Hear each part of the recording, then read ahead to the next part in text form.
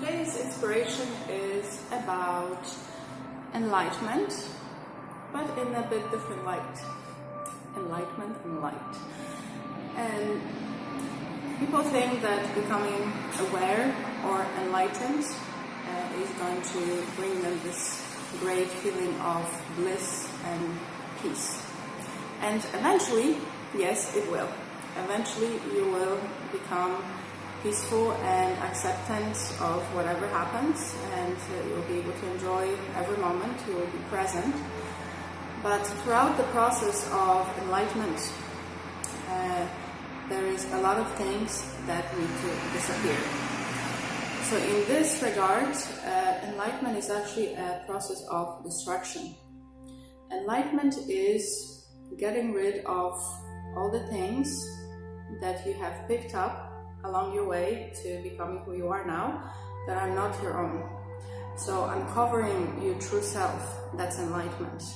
And getting rid of beliefs and thought patterns that you got from your parents, from your teachers, from your friends, from the society, from your partners. Getting rid of all those things and clearing it. And clearing is a process of destruction in a way.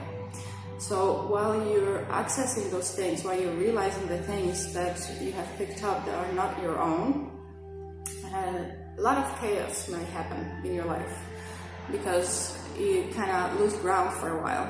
You may have thought that you're this person and maybe those are your likes and dislikes and this is who you are or this is what you believe in, but that's actually not yours. Maybe that's somebody else's. So by getting rid of those things, you create a bit of a chaotic environment in your own head, in your own emotions. And clearing is a very hard process because a lot of things come up for you. So in relationships with other people, probably people from your past, maybe your parents or your mentors, your siblings, ex-partners, and those situations come up as you learn more and more about yourself, as your awareness grows. Those situations come up and a lot of painful emotions come up. And it's about getting rid of those emotions, clearing those emotions. So in a way, destroying those emotions and destroying those parts of you that are not who you truly are. Because when you were born, you came in with a specific life path, with a specific set of skills, with specific personality. And then throughout the process of growing up, basically growing up and being taught by different people, you have picked up the things that that may be opposite to who you truly are. A lot of things that may have been forced upon you. And society, it is like even if your parents were great and your teachers were great and you had great relationships, maybe you met your current husband in high school and you're still together, then there is the society that is telling you who you should be, how you should behave, what you should want, that maybe, a house of your own with a mortgage, owning a nice car and having a stable job, well-paying job, a perfect partner, which means, I don't know what it really means because there's no such thing as perfect person or perfect partner. There's only somebody who's perfect for you. There's really no such thing as perfection. But the society is kind of forcing a lot of standards onto you. So you can't escape from it really. Like it surrounds you, so you will be affected by it. And you pick up a lot of beliefs and a lot of thoughts from the society, from what you are expected to be. So if you want to truly uncover who you are, those things need to be eradicated. They need to be grabbed by the thorns and torn out. And that is painful. When you realize that for maybe 20 years of your life, you were doing something that you didn't enjoy, and you were only doing it because somebody told you that you should be doing this in order to be valuable, then it is very sad, it is very painful, it can be very depressing. A lot of things, a lot of relationships change as you become more aware of who you are, as you stand into your power, as you step into your power, as you discover your own true power that you have because you exist. Everybody is a very powerful human being. Each and every one of us, we have our specific talents and our specific life purpose, the things that we're great at, and that's our true power. And when we are true to ourselves, that's when we are happy. That's when we feel that we're not really working, because we're doing something that we love. That's when we're with the person that is compatible with us and who accepts us for who we are. The time passes by like really fast, and then you don't realize that it's been 8 hours and you've just been talking or just sitting there next to each other. And this is when you are stepping into your power, you are accepting who you truly are, and you are expressing it. But with kind of realizing who you truly are and what your wants and needs are, comes a necessity for boundaries. So a lot of relationships they might have had in the past. So your kind of false self, the self that you created and had with other people, those relationships might break. It may be a painful process when you start setting boundaries, when you start I wouldn't call them demands, but you start talking about your wants and needs. When you start saying no, I don't like that, it doesn't make me feel good. No, I will not do that for you because it doesn't feel right for me, or I would rather spend my time doing something different.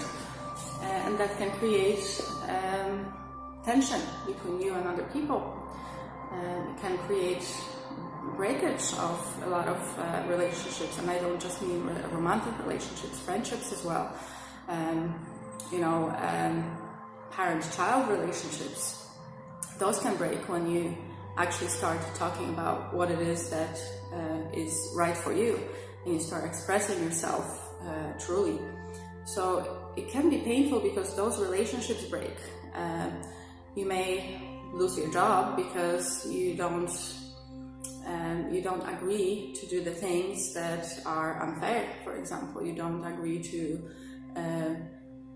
specific tasks that are maybe not part of your job description, or maybe you just don't like your job anymore and you just feel like you're suffocating in it. So you may lose your job for a while, and maybe you'll be unemployed for a while. You may lose a lot of friends because you have created those relationships and the job and anything that you do in life, really. Maybe your career, your school, everything that you've been doing so far has not been based on who you truly are. It's been based on a lot of beliefs being picked up. So while those things are going away, there is a lot of pain involved. There is a lot of anxiety involved, fear of what's going to happen when I let go of this nice comfort zone and I just step into something that's unknown, but it may give me a lot of pleasure in life. It may actually make me feel good to be doing those new things, but I'm not really sure. That you've never done this before. So there is a lot of fear and anxiety attached to it. And there is one thing that a therapist told me a while ago, and I will never forget it. It was, feel the fear and do it anyways. Feel the fear and do it anyways. And whenever I am scared of letting go of something old or letting go of something that doesn't feel good to me and stepping into something that's new but unknown, that's what I remember. Yes, I am still scared, but I'm going to do it, because being stuck in a situation that is old and it's disintegrating in a way, and it's basically killing my soul, it's worse than the fear of stepping into the unknown. And I would rather regret something that I've done than regret that I haven't done something. That's another saying that kind of stuck with me. And it has never disappointed me. When I actually stopped being in this comfort zone, when I took chances, when I tried a lot of new things, yes, it was scary. In a lot of situations it was painful, because people around me would not understand why I'm doing what I'm doing, why I'm just leaving this lovely stable job behind and I'm going to become self-employed and spiritual teacher with uncertain income. So yeah, there was a lot of pain involved in it. Yes, when it comes to relationships, but also internal pain. Because when you do realize that you have been living the life that was not your own, regret comes up. Like, oh my God, I've just lost 20 years of my life. But it's not about feeling guilty towards yourself, blaming yourself for something. Everything that you've been through, it was a part of the journey that brought you to this moment when you realize that this is not for you. Eckhart Tolle says that suffering is unnecessary, but you must suffer in order to realize that it's unnecessary. So it's a paradox in a way, but if we have not experienced the things that we do not like, then we don't know what it is that we like. So we do need to go throughout, a lot of years and a lot of kind of trial and error things of trying things out and doing different jobs and being with different kind of people to realize what it is that we really want. But when we do realize it, and then we kind of go forward into doing something else with different awareness, a lot of emotions come up, and maybe a lot of traumas come up from the past when you have been forced into being somebody else that you are, somebody who you are not, or you were forced into going to a specific college when that was your parents' dream, not yours. So resentment may come, and maybe feeling of blame towards yourself that you agreed to it. Well, we blame others for things, but we are really good at blaming ourselves. We're really great at blaming ourselves. And that's a hard one to go. We're really great at judging ourselves for our choices, or judging ourselves for what we've done or what we haven't done, for not standing up for ourselves. And that's part of enlightenment process, because those feelings, those thoughts will come up for you. And you need to deconstruct a big part of who you are, or maybe a big part of who you created and who you thought you were, in order to be who you are. And it is painful. It's kind of like, you have a wound on your body and you have to clean it, you have to disinfect it, you have to maybe put stitches on it, and you have to let it heal. So it is painful. It's just as the body wound, the emotional wound is painful. And if you have a tumor, again, in your body, it has to be removed. And tumor is your false self. This emotional tumor or mental tumor, that's your false self that needs to be taken out. And it's like an operation, it's like a cut. It hurts. It hurts. But if you do accept it and you're aware that this is part of your self-development process, of your self-awareness process of enlightenment, I wouldn't say that it's easier to deal with, but if you have this awareness, then you kind of accept what's happening as a part of the process. So you do not fight it, because if you fight something, you make it stronger, you make it more painful. So if you accept that, yes, okay, I have to get rid of this persona that I created, or those specific skills that I thought I had, or specific personality traits, and actually find out who I am and step into who I truly am, you will understand that it's just part of the process, and you will allow it to happen. And letting go of who you are not will become easier as you realize that it's just part of the process. At the end, when we do become enlightened, and I don't know when that's going to be for me or for you, as it is a process, it is step by step, and we become more and more aware.